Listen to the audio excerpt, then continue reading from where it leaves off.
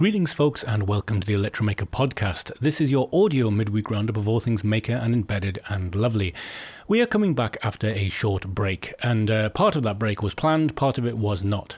In short, I got the coronavirus at Embedded World, which was my first major event since the pandemic. So it's sort of ironic, really, that the first time I got together with people, I got corona. And despite my vaccinations, I was quite badly hit by it. I was in bed for several days.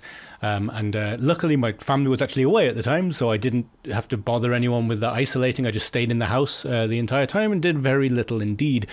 And the week before that was Embedded World, where I was away. And if you are on our YouTube channel, you will have seen all of the interviews I did with companies big and small, actually. Some of the more interesting interviews we did were quite smaller development houses making very niche gear. And it was a hell of an experience. It really was quite fun. I'm looking forward to doing another embedded or any kind of symposium or thing when it happens. And then before that, I just had a sore throat. That's all the only problem. So we've been gone for almost a month, maybe more than a month for that exact reason. And this show is just the first regular Electromaker show I've done in a while. I really enjoyed it. I think pretty much everything in this show is self-explanatory. There are some things that you just have to look at, like Mid-Journey, for example. There's no way in a podcast I can really explain to you how wonderful of a piece of AI art that is. What a wonderful AI art generator it is. But in short, when we get to that part of the podcast, you'll hear my reaction. But I would massively suggest just going and joining the beta and playing with it yourself. You can come up with some really stunning imagery. And beyond that, I hope you enjoyed our first actual interview podcast with Eben Upton. We have another one coming very soon with Alistair Allen, who is another Raspberry Pi person. He is the head of documentation. He's also got a long and storied history with lots of other things. Whereas the Eben interview was very much an interview, and I was very, very happy to have it.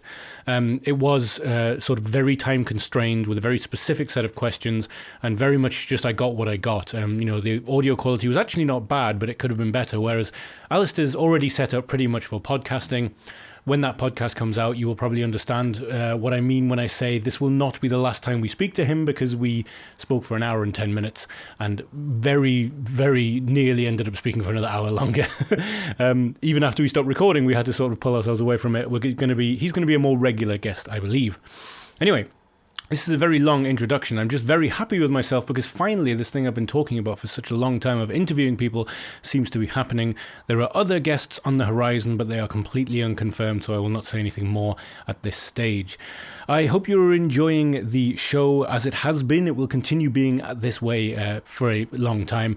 The podcast will probably branch out a little bit into having some interviews, and I might even start trying to make some podcast-specific stuff. If I'd thought ahead, I probably would have just mentioned Mid-Journey in passing for today and put in another piece of podcast-specific content in its place, as it is a purely visual medium. Maybe that's something to consider for the future. Anyway, this might be the longest podcast intro I've ever done, so let's get on with the show.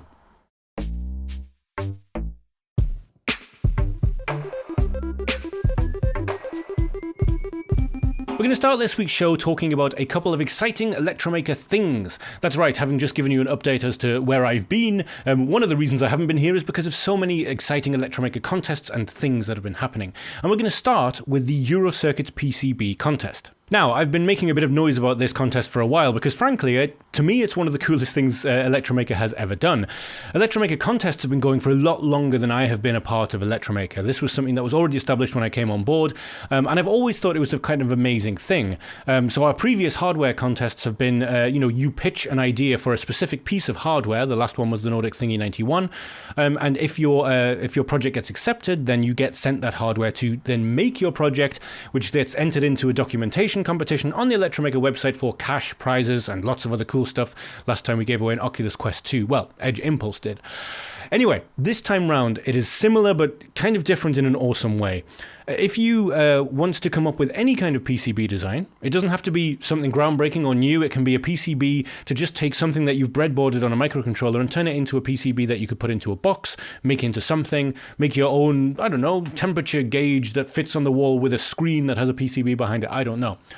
But if you come up with a PCB design, you can get that PCB made up to the value of €500 by Eurocircuits, which is wild.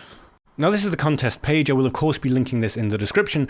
But yes, getting a free €500 PCB is only the start. There is information on this page that you will need to follow because the PCB does have to make sense. It does have to be something that can actually be printed. They don't want to just completely waste time. But there are some fantastic resources out there for just learning the basics of this kind of stuff. But yeah, this is the bit that I find kind of amazing. You get your PCB back. You turn it into a project and you document it on the Electromaker website. And after the 8-week build period, so this is after you've received your free PCB already made and manufactured, you have 8 weeks to build something and document it. And the first 3 winners win €1,000, €600 and €400 for first, second and third. Sustainability prize of €500 for a sustainability focused project. And there will be a social prize of €250 picked by the public in a way that I am not sure of quite yet. But yeah, it's a wild contest. And I want to sort of give a bit of a shout out for electro circuits in general. Again, this is something that happened behind the scenes. I was told about this contest and I thought it was fantastic. And then when we went to Embedded World, I had the chance to actually meet some of the team. I met Dirk and his daughter and a few of the other team members. And there's an interview in the blog post about that here. I will also leave a link to that in the description too. But anyway, in short, the Electromaker and Eurocircuits design contest is pretty wild. And even if you're new to PCB manufacturing, this might be a really good way to dip your toes into it. All ideas are really open here. This doesn't have to be a very specific thing. It doesn't have to target any particular kind of embedded work. If you have just made your own convenience circuit for programming different microcontrollers and you want to find a way of making it more permanent, maybe putting it in a box, this is the perfect way to try it. Our next Electromaker update is about the Pi Pico W, and if that picture looks familiar, it's because it's right here. I have it finally. The Pi Pico W was supposed to come to me before it was even released, and thanks to wonderful import laws, it sat there for 2 weeks after I gave them all the information they needed, and finally just turned up at my door. However, in that time, luckily, Robin Mitchell has had one in his hands and has made a fantastic tutorial on getting started with the Pi Pico W. This is how you can build a web server that will serve back a response using the Pi Pico W's connectivity. And not only does this video exist embedded in the blog and of course on our YouTube channel, I wrote this up as a written tutorial, adding just one slight difference to it. This is exactly the same as Robin's tutorial. His is on Mac and mine is on PC, but the process is exactly the same. And I know from the old Pi Pico, I had exactly the same experience on Linux too, because we're using the Thonny coding environment, which is a fantastic coding environment for people who are just starting out. It is very easy to get up and running, and yeah, I'm a big fan of Thonny. Anyway, in short, this will tell you how you can create a web server that will serve up a response. And I added a couple of things to it, like making it so that when you do serve up the response, the LED will very quickly toggle on and off. I don't know if we're going to be able to see that just here. Oh no, I don't have the web server running. And what I did after the fact is just messed around by changing the response to the value of the internal measurement unit for the temperature gauge on the chip, because the RP2040 has an internal temperature measuring chip, an internal temperature measuring unit attached to one of its ADCs. I think it's ADC4. I really enjoy the Pi Pico W so far. I've been messing around with it just a little bit. I haven't done anything too crazy. As you may guess, if you are someone who's been watching the show for a while and know what I like, I'm definitely planning a Wi-Fi operated synthesizer. It's just going on the massive list of synthesizers Ian wants to build at this point. But yes, I will leave a link to this in the description of the video. It is a good overview as to how to get started in general with the Pi Pico W. It takes you right from plugging it in and downloading the firmware through to getting a working web server going. Yeah, and Robin's made a fantastic video to go along with it too. Finally, in the big Electromaker roundup at the start of this show is the Electromaker of the Month prize winners for June. The Electromaker of the Month is probably the contest I love the most that we do. It's just this ongoing thing that whenever anyone is putting things up on the site, in the projects page, I'm on that project page every day. I'm looking for things to put on social media, to talk about in the show. But at the end of each month, a completely separate panel of judges goes through all of them and picks 3 to be the Electromakers of the Month, who win prizes and swag and things. And this month has been a really tiny ML heavy month. So let's start at the start. The Electromaker of the Month is, like I say, it's a competition, but there is a good reason to enter it, because all of this Nordic prototyping gear that Nordic Semiconductor very graciously have given us each month to give away to people is up for grabs. If you have the winning project, you win this and a $50 Amazon gift voucher, and the winner this month was Nathaniel F. And this project's wonderful. It combines so many fantastic elements. This is a GPS with Raspberry Pi project that uses Edge Impulse to then use computer vision to see litter on the side of the road. And then once it has found that litter, it puts it on a map so you can see a litter heat map of in your city where the worst litter problems are. I probably explained that terribly. The write-up explains it far, far better. But yeah, it's a wonderful proof of concept for something that genuinely could help. And there's by the way, the video is fantastic as well. The video gives a really good explanation of it all. I'm just going to whip through, but you can see what it is used here. This is a note card. We've talked about Blues Wireless on the show before. This is a Blues Wireless GPS note card with a GPS antenna. This is a Raspberry Pi, obviously, and a little USB Logitech camera. And this is all designed exactly. Yeah, you've got the clips here. This is designed exactly to just sit and look at things as you go past to see, is there going to be trash? Is there going to be not? And yeah, that's how it works. One final point about this I think is really nice is that there's already a training data set available for this. Nathaniel F., who won, did train his own model, but there's also a data set called P-Litter. And this is a litter identification data set that's already available for you to use to train your own models. I just thought that was a really nice touch. So Nathaniel was our top prize winner this month, but there were two runners-up as well. And interestingly enough, both Rukshika and Timothy, who were the two second and third place runners-up, had projects that I was very familiar with because they were both also speakers at the Newton Maker Day, which is a bit of a coincidence really, because I didn't choose the speakers at that webinar, although I did host it, and I didn't choose the winners of the Electromaker of the Month, although I am now announcing it.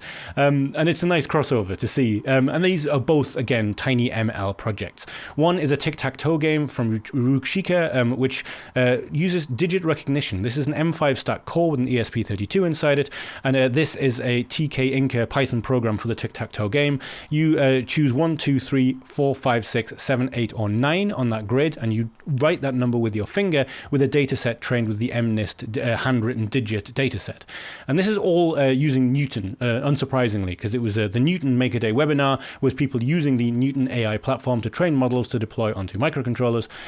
Timothy Malcher's one was fantastic as well. The Timothy Malcher Smart Shipment demo, yeah, this is something that you can, if I show you the bit where yeah, here we go. So you can pick up the package, you can put the package down. The inertial measurement unit inside the package tells you what is going on.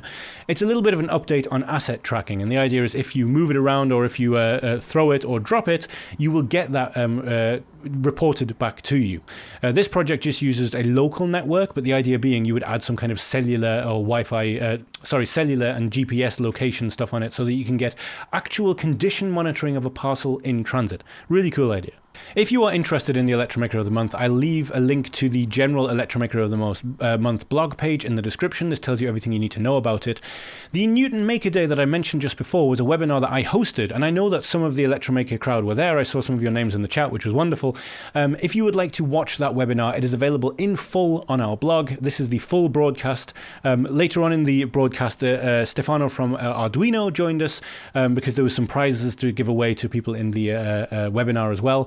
There is also a contest happening right now with Newton, where if you create a project using Arduino and Newton and you put that on our community projects page, you can win an Arduino, something from the Arduino Pro line. I believe it's a Portenta H7. I'm going to make a separate set of posts about this quite soon because it's quite an interesting competition. Anyway, I will link both the Newton Maker Day blog post and the Electromaker of the Month blog post in the description, of course, along with our winners for June. All of these projects are fantastic and interesting. Now, that's been a nice big Electromaker update. Let's get on with some other content for the show. Just briefly, I would like to mention that I had the privilege of interviewing Eben Upton recently. He is the head of the Raspberry Pi company. He is the CEO. He's also the guy that started it all. A thoroughly interesting bloke, and he was gracious enough to give me almost half an hour of his time to just talk about the launch of the Raspberry Pi Pico W, the Raspberry Pi in general, some things going forward. And it was a really fantastic experience, a very interesting experience for me. I'm not an interviewer, at least I haven't been historically, and I was a little bit nervous. I don't know if if it comes across in the video. I did notice on rewatching the video back that my outro made absolutely no sense whatsoever. I was just tripping over consonants and words, and he very graciously just smiled and nodded. But yeah, fascinating bloke, really interesting interview, which also went out as a podcast on the Electromaker podcast channel. This is the first of what will be several interviews with several different people in the coming months. I'm not going to say anything more than that right now because it's not all confirmed, but we are finally moving into interviewing some folks, which is something I've wanted to do for a very long time, and hopefully the more I do it, the less nervous I will get. Now, moving on to talk about Midjourney. There have been several AI-generated art tools to appear lately. They're all use a similar way of interacting with them. You write a sentence of something that you want them to do, and it will draw it for you. And yeah, Midjourney is that. It's just gone into beta. This, in the background, what you can see is the Discord server. And all of these images that you are seeing are images that have been created by people using /imagine and then typing a sentence. It's really quite incredible.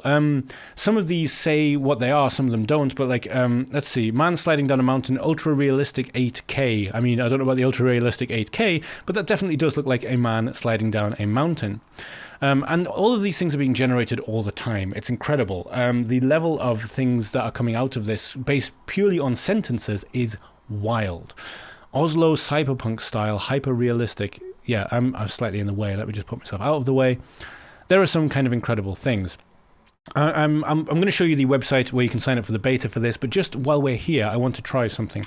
Let's just say, imagine a grumpy cat in front of the Taj Mahal. I think that's something we'd all like to see, although it would help if I typed grumpy and spelt it correctly. Now, I'm going to cut ahead here because it does take a little bit of time to think about it and then get it going. But yeah, you can already see, this is my one just here, and you can already see it is slowly coming together, and you will find out soon whether it has worked or not. Now, this is my Grumpy Cat image here, which is almost finished, but just before I move on to that, I wanted to show you this. This, slightly grotesque as it is the result of upscaling one of those images, which is another thing that I haven't actually looked into doing yet. It is another command you can send to Midjourney. And yes, as I say, as unsettling as that is, I do think this is also kind of stunning. So my results aren't necessarily quite as artistic as some of the other people in this particular channel. And by the way, there are multiple channels of people constantly doing this all the time. This thing is in the middle of exploding. But yes, this is Grumpy Cat in front of the Taj Mahal. This is quite the project. Let me just quickly show you its website. So the website itself obviously gives a little bit more detail about the project itself. It's got a really nice ASCII art thing going on here. In fact, if I just quickly refresh here, you can get to see it from the start again. This is just all of the different Imagine requests that people have typed into it, turned into some quite nice text art. I thought I'd show you that. You can join the beta just here. You can sign in with Discord just here. It's very easy to get involved with it. And funnily enough, I think I joined the beta, or I got some kind of an invite link, and then literally 5 minutes later, I think it got open to the public. And that's why it's kind of exploding right now. A lot of people are using it.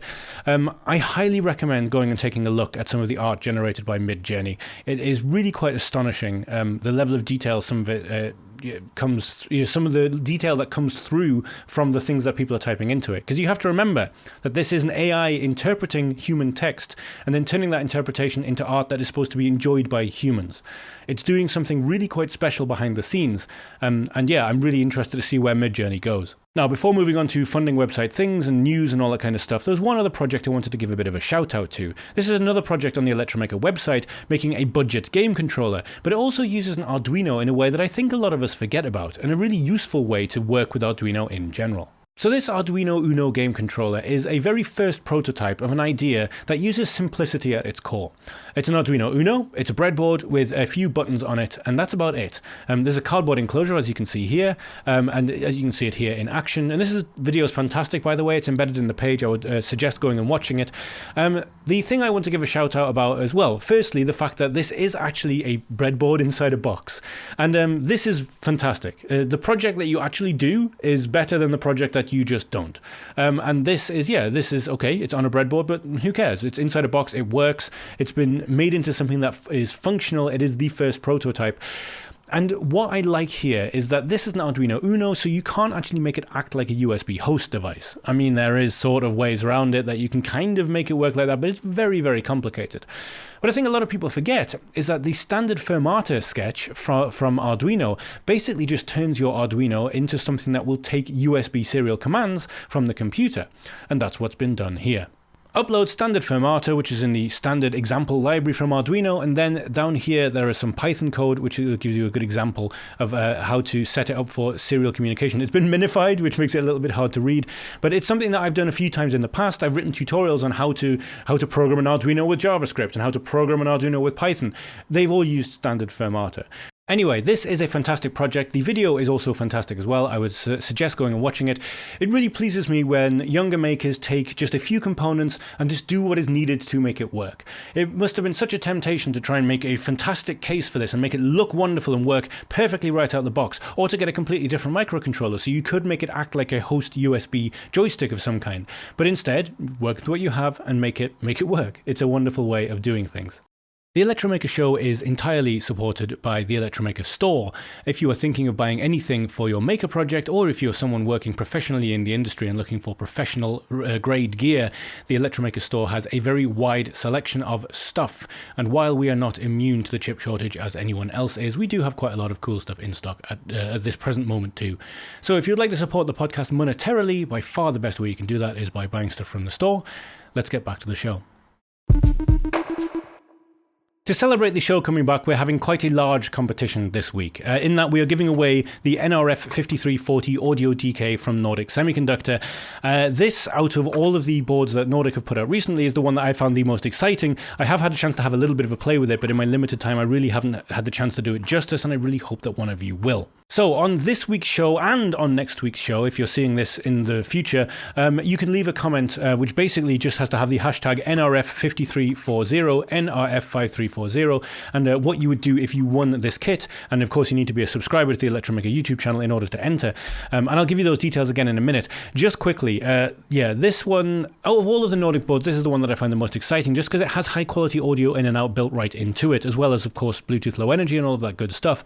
If you wanted to do anything from prototype your own sort of smart speaker setup or some kind of a kiosk thing, right through to, you might have guessed what I'm going to say, some kind of really interesting synthesizer or audio manipulation tool, this is a really good place to start.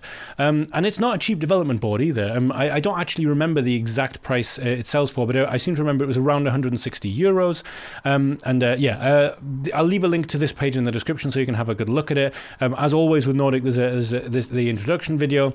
But in general, as you say, two 3.5mm audio jacks for analog in and headphone out. It has a, I can't remember the name of the codec on board, but is the power management IC, the connector, yeah, it's not written here. But I remember when I first received it and I was writing a little bit about it, I just was amazed at the amount of stuff they managed to pack into this one little development board. But yes, I'm not going to have this anymore. One of you is. So in a couple of weeks, we will be talking about winners of this particular competition. But to enter, you need to do the regular thing for most Electromaker contests of this type. You need to say what you would do with this thing if you won it. You need to be a subscriber to the Electromaker YouTube channel, of course, and you need to leave the hashtag NRF5340. That's NRF5340. In a couple of weeks' time, we will be announcing the winner to this contest, and whoever does win this, I really, really want to see what you make with it. I feel like it would be very difficult to make something that isn't cool with this development kit, and I really wish that I just had all the time in the world, if I was a student again or something, to just really work out every single thing that this thing can do.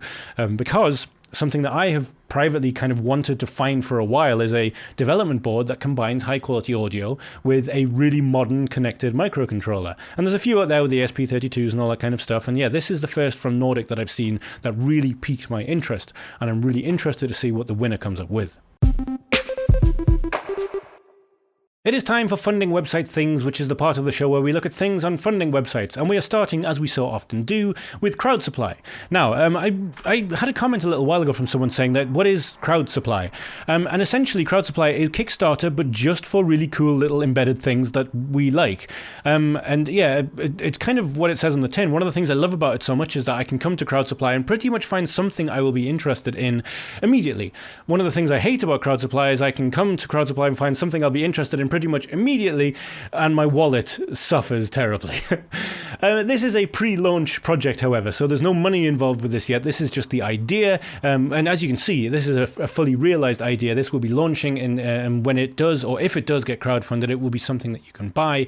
And this is, as it says on the tin, an ESP32 based Power over Internet Plus board with a microbus socket and 2 handy add-on shields. And yeah, this comes with all the bells and whistles you expect from PoE Plus, a massive variance in input voltage of the Ethernet line, and also you can use USB-C power. They do break out a few of the pins of the ESP32, but really what you're wanting to do here is use the microbus click boards that click on top of it. And there are actually going to be 2 handy boards that come with it. Where are they here? So yeah, 1 micro shield designed with gardening in mind, 9 signal voltage ground pin connectors, a temperature and humidity sensor, and an I2C connector. There's another one here, which is the PMOD compatible micro shield, convenient 12 pin header. PMOD being the digital standard for ways of connecting to microcontrollers. As with all of these things, you can actually pretty much connect any of them to anything. You might have to do some of your own plumbing and wiring. Be a little careful with the voltage. But there's a huge range of microbus click connect boards as well. And the fact that this is designed for sort of outdoor use and gardening means that, well, presumably there's going to be some kind of enclosure that comes with it too. Even if you didn't use it for any of those things, a fully integrated ESP32 board with compliant Power over Ethernet Plus is going to be something that I think a lot of people find interesting. Yeah, there's all of the features and specs here. If you would like to look at them, you can head to the link in the description and see that.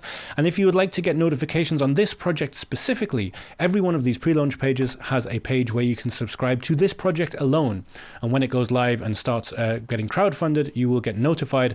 And I will be doing that too, because I'd be very interested to see how much they're going to be selling this for. We're moving over to Kickstarter now for quite a special project. I'm not really a watch person. I do wear a watch, and it's a relatively nice one, but it's functional. It's a fitness watch.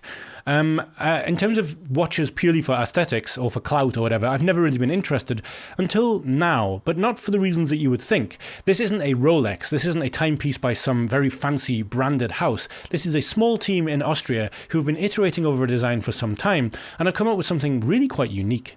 What you are seeing here is 2 Nixie tubes. They're not actual Nixie tubes, they're much lower voltage. It says Numatron tubes here. I'm not sure if that's the generic name for these or whether that's some kind of a brand name or something they've come up with. But essentially, it's a very small, very interesting looking 7-segment display. And immediately I know some of you will be put off by the fact that it's 2 digits. So you're going to have to wait. You're going to have to look at your watch for long enough to see both digits to see the time. This isn't here to be practical. This is, like I say, this is a purely aesthetic thing. And I really like it. I really do. What are we looking at here? This is a small microcontroller, small PCB. It has an RGB backlight. It has an inertial measurement unit in it. And that's important because the inertial measurement unit is what keeps the power consumption down. It's only going to show you this when you hold it up like this. And there are some user functionality, some user things you can change. I'm not going to go too long on this, simply because I know some people will immediately be put off by the look of it and just don't want to hear anything more about it, and those who, like me, are very interested in it will be coming to read the page.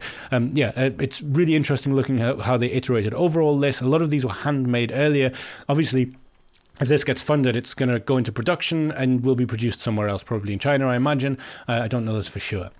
But I love the aesthetics of this, and I would argue that getting a watch like this, and it's €289 for the super early bird price. It is not cheap, but I would argue that any other premium watch is equally as silly. If you are thinking spending this much money on this is silly.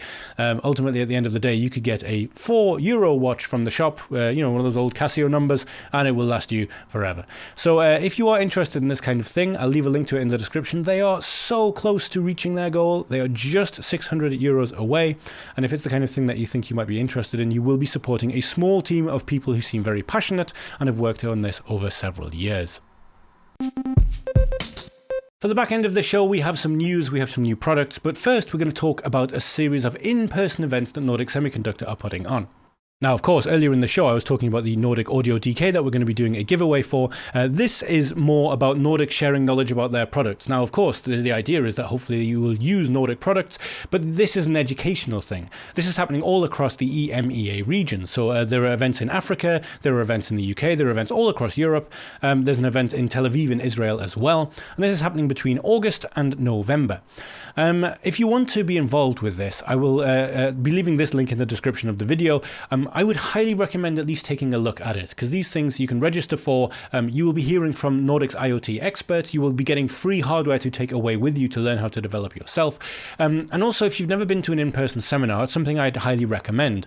You meet like-minded people, and hearing about things from the people who manufacture them is a very good way, in settings like this, in an education setting, is a very good way to get acquainted with them, because ultimately companies that are making these things, they want you to use the tech that they're making. And these in-person situations are a lot more, well, personal than documentation and YouTube videos and all that kind of stuff. So, the Nordic Tech Tour is happening. I will leave a link to it in the description of the video. As mentioned, they'll be doing handouts of some gear, the NRF 5340 DK handout, some sneak peeks of upcoming things that will be coming out later from Nordic in terms of hardware. And as previously mentioned, there's a massive list of places that this will be happening. So head to the link in the description, see if one is happening near to you. If you are Germany based, by the way, in North Germany, and thinking of coming to the one in Berlin, I'll see you there. Moving over now to the Arduino blog. So last week, Arduino announced another new product, although it's kind of not a new product. I believe this is a product that already existed that now has been taken under Arduino's wing and will be officially supported as part of the Arduino Pro line. And this time they are targeting LoRaWAN. So, LoRaWAN communication is very much in vogue at the minute, and with good reason. I mean, you can set things up in a variety of environments and have the kind of connectivity that wasn't really possible before for both cost and power saving reasons. And Arduino have now, as I mentioned, added some to the Arduino Pro line. This blog post is actually such a good breakdown of what's happening here that I'm going to really skim over this very quickly and just say I'd suggest going to read it, even if it's something that you're not 100% into. It gives you a rough idea as to where things are going with the Arduino Pro line. This is clearly meant to be deployed both indoor and outdoor. There are two versions for that. The light version is for indoor use. The Pro version, which is somewhat more rugged but also much more powerful, is for outdoor use. And as you're seeing here, it can be deployed in various ways. If you would like to know more about it, there is a separate page that links out from the blog post that I will be linking in the description that tells you a little bit more about it. You can also find the technical documentation of both the Edge Lite 2 and the Edge Pro, which interestingly are actually called indoor and outdoor products here. I didn't realize that before when I was talking about it, that it is that implicit. I suppose the idea here is that you had that rugged case with all of the protection here from ingress is what gave it away for me. It's not really all that surprising that Arduino Pro are making things like this, given the kind of customers that they're courting right now. LoRaWAN and these kind of solutions is being used in a big way, and it's going to continue to be used in a big way in the in industry and in manufacturing in lots of different places. So if you are interested in finding out more, head to the link in the description to this Arduino blog post, which links out to all the other relevant pages I was just talking about. We are moving on now to an article on the Spectrum website, which is really interesting. This is a pick-and-place robot using machine vision to sort through trash. The idea here is that this is going to be used in a recycling center. Now, this is actually quite a thorough article. It takes you through everything from how recycling started in the 60s and the methods that were used, right through to the challenges involved with how you can actually set this up. And as previously mentioned, essentially what you need is pick-and-place robots with a great degree of speed and accuracy and very, very fast machine vision algorithms that have been trained not only on what, say, one particular kind of bottle looks like, but what that bottle looks like when it's been smashed in the back of a recycling truck for the last several hours and has got things stuck to it and all this kind of stuff. This article is really interesting because it's from someone who is in the process of trying to get this working, talking about the challenges that it faces. In many ways, it is the most realistic outlook on how automation and AI is going to affect something like recycling from someone who is facing the problems already of how to actually implement this on a large scale. And there's some fantastic diagrams as well. It's rare that an article is so focused on exactly how to fix a problem. There's a lot of talk as to how we can make the world a better place, how we can be more environmentally friendly. There is unfortunately a huge amount of greenwashing both in corporate media and in media in general, because writing about environmental concerns sells. It's something that people are very interested in, whereas this is specifically based on the idea of here is the technology and how can it help. I found it very interesting, and I think you will too. And finally this week, this might have been quite a long show. It's very hard for me to tell when I'm in the middle of recording it. But finally this week, we're back on CNX software, as we so often are. And we're talking about the Orange Pi 5. So, as it says, it could be the most affordable rock chip, RK3588S SBC. And the S is quite important. Anyway, first, the Orange Pi 5 LTS, upcoming single-board computer, which is a cost-down octa-core Cortex A76 A55 processor. It should be one of the best cost-performance boards out there, and it's going to come with some pretty beastly specs. Up to 32 gigabytes of RAM, a 32 gigabyte onboard eMMC flash storage, an HDMI 2.1 and DisplayPort 1.48K video, up to 2 MIPI DSi displays, 3 camera interfaces, gigabit internet, and Wi-Fi 6 connectivity, along with a few extra connectors like USB, and of course a smaller but still, of course, a GPIO port. I'm wondering whether this is a specific choice by Orange Pi to sort of try and move away from the Raspberry Pi form factor somewhat, because that is one thing that is interesting, is that not all Raspberry Pi alikes have worked with Raspberry Pi Shields historically for voltage reasons and all this kind of stuff, but a lot of them have still tried to make it look like they would. I do wonder whether Orange Pi are finally sort of kind of trying to move into their own area of things. If you want to know all of the details of this board, they are, of course, listed here thoroughly by CNX Software, as they usually do. If there's one sentence from this thing that really, this article that really grabbed me, it's what was said about the Orange Pi specifically, which is... Shenzhen Junlong Software did not provide pricing information for the board just yet, but the company is usually quite aggressive on pricing, thanks to historically relying on the community for software support, which is a very polite way of saying that Orange Pi get boards made and out the door as cheaply as they possibly can, and one of the things they don't scrimp or save any money or time on is documentation or any kind of software support. If you get any kind of Orange Pi product, I have a couple of Orange Pis myself. They're fantastic. I love them, but don't expect much support. This is the long-term support board, so you can assume the OS images will be maintained for a while. But yes, it's not something that you're going to get a huge amount of documentation support with. Anyway, it's not out quite yet, but it said here it's expected to be more or less the same $129 Rock 5B board. This is just a very interesting board, which will be coming out relatively soon. And I thought it was the perfect way to close off the show. I'm really interested how it's going to affect things going forward, because there's not going to be a distinct end point to shortages. It's just not going to happen. There's going to be fits and starts. Things are going to be sometimes available, sometimes not.